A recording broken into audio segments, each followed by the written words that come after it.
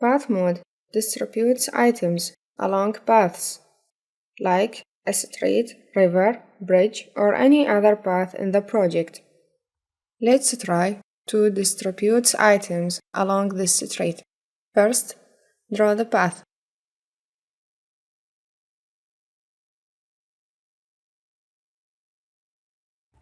Then, prepare the items to distribute. I will use this lighting fixture, and I will select a tree from the library.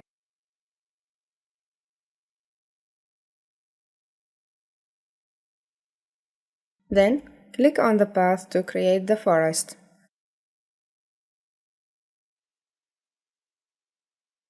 Now,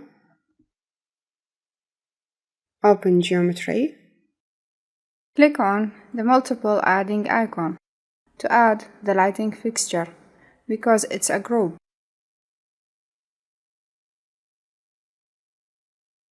I will change the displaying mode to point cloud.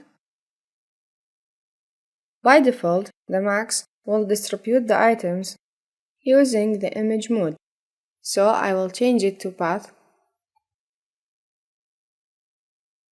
Click Add and reselect the path.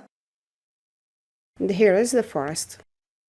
If we look from the front, we will see that the lighting fixtures are not in the right position, and that because of the pivot of the object. So, select the item and change the pivot.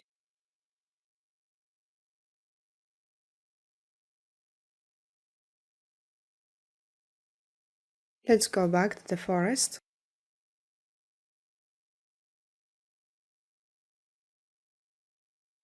This is the options that we have in path window. We can add more than one path, or we can choose the path and delete it. And here we have multiple adding. It will open this window.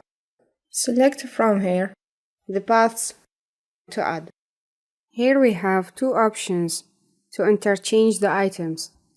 It's either sequence or random. Let's increase the spacing between the items. And here is the difference between the sequence and random. In vertex position, this will put the items where there are vertices on the path. Choose the path.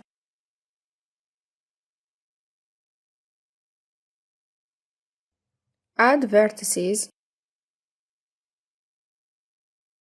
wherever you need an item.